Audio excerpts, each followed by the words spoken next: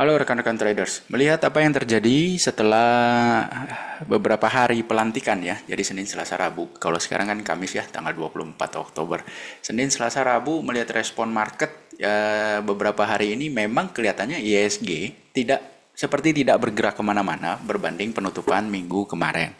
Ya, berbanding penutupan minggu kemarin. Namun, berdasarkan apa yang saya share di channel berdagang angka setiap hari itu, di mana jumlah emiten yang perform versus jumlah emiten yang tidak perform, itu setiap harinya Anda bisa lihat bahwa 3 hari terakhir itu yang perform kebanyakan adalah saham-saham second liner, bukan blue chip, bukan big cap.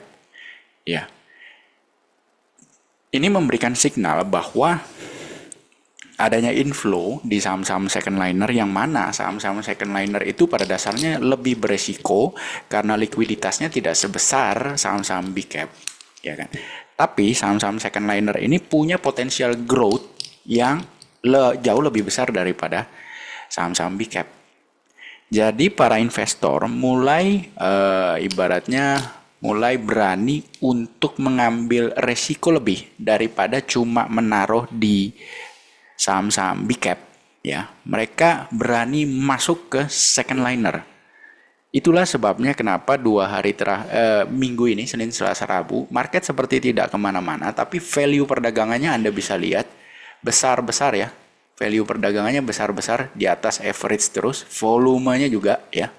Volumenya di atas rata-rata volume 50 hari terakhir, value-nya juga di atas 10T terus, ya kan. Cuma ISG-nya nggak kemana-mana karena uangnya itu bermain di second liner. Saya melihat ini sebagai suatu apresiasi di mana para pelaku pasar berani mengambil resiko lebih karena mereka masuk di saham-saham second liner.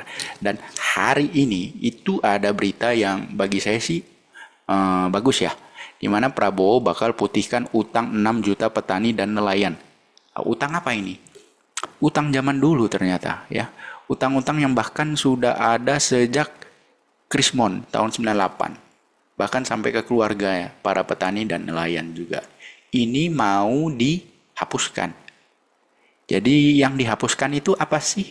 Utang, nilai utangnya kah atau apa? Nah, di sini yang saya baca itu ya. Jadi ini yang mention adalah saudara dari Pak Prabowo ya, yaitu Hashim, menuturkan semua utang tersebut merupakan utang masa lalu. Jadi udah lama. Jadi bisa dibilang itulah yang bikin BI checking.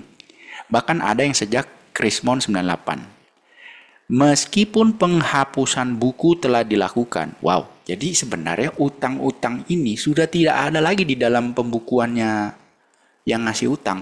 Kita gampangannya ngomong yang ngasih utang adalah bank ya. Sudah tidak ada lagi di dalam pembukuannya bank. Tapi hak tagih dari bank belum dihapus. Jadi artinya misalnya si A punya utang di bank 10 juta. Secara pembukuan bank, utang itu sudah dianggap tidak ada. Tapi bank masih terus nagih.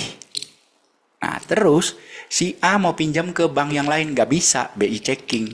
Nah ini yang mau dihapus. Karena ini kalau tidak dihapus, ya akibatnya apa yang terjadi? Nelayan dan petani belakangan ini minjemnya kemana? Nah ini akibatnya banyak nelayan dan petani sulit untuk mengajukan pinjaman ke perbankan. Ya karena ditolak. BI checking lah gampangannya. Jadi mau nggak mau pinjemnya kemana? Rentenir sama pinjol. Nah ya ini bagus. Jadi BI checkingnya gampangannya mau dihapuskan mungkin ya. Seperti itu. Wah ini dampaknya luar biasa ya. 6 juta petani dan nelayan kalau di rata-rata satu keluarga itu isinya 3 orang ya, ayah, ibu, dan 1 orang anak. Kalau di Indonesia kayaknya rata-ratanya 4 deh ya. 4 berarti 6 kali 4 24 juta orang itu akan punya harapan baru ya. Seperti itu. Nah kita masih menunggu, yang sebenarnya bukan kita sih, saya masih menunggu ada 2 kebijakan yang harusnya untuk petani dan nelayan itu bisa segera diadakan ya. Itu ibaratnya ultinya. Yang pertama adalah subsidi pupuk, tidak lagi mensubsidi barangnya, tapi petaninya yang dikasih BLT. Itu. Jadi harga pupuknya normal, petani bisa beli karena dia dapat BLT. Itu dulu. Ya, subsidi pupuknya dirubah. Yang kedua, subsidi solar untuk para nelayan. Karena untuk melaut butuh solar. Solar mereka dapat susah sekali. Kalaupun ada, harganya mahal sekali. Jadi, subsidi solarnya ya dihapus saja. Kasih ke BLT, ke para nelayan. Nah, pendataannya masih benar dulu nih, supaya tidak salah sasaran. Kalaupun ada ya, jangan terlalu banyak salah sasarannya. BLT-nya pun non-tunai, ya, cashless, non-tunai. Karena kalau pakai cash, ya di tengah jalan takutnya ada duitnya yang terbang. Seperti itu. Ini dua dilakukan, itu bakal luar biasa. Ya, dampaknya itu bakal luar biasa. Terus berita yang ini juga saya suka nih. Perintah Prabowo ke kabinet, jangan ada proyek mercusuar. Di sini artinya apa? IKN tetap jalan? Ya tetap, kan sudah ada undang-undangnya. Tapi kecepatannya secepat sebelumnya? Jawabannya tidak. Akan menurun drastis kecepatannya. Dan tidak ada proyek mercusuar yang baru. Ya, supaya apa? Gak utang luar negeri. Nah, ini saya suka nih.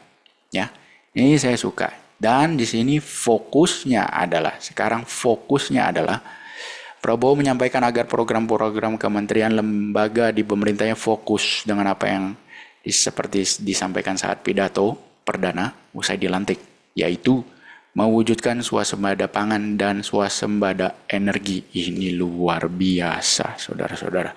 Kalau sampai terwujud, luar biasa. Ya.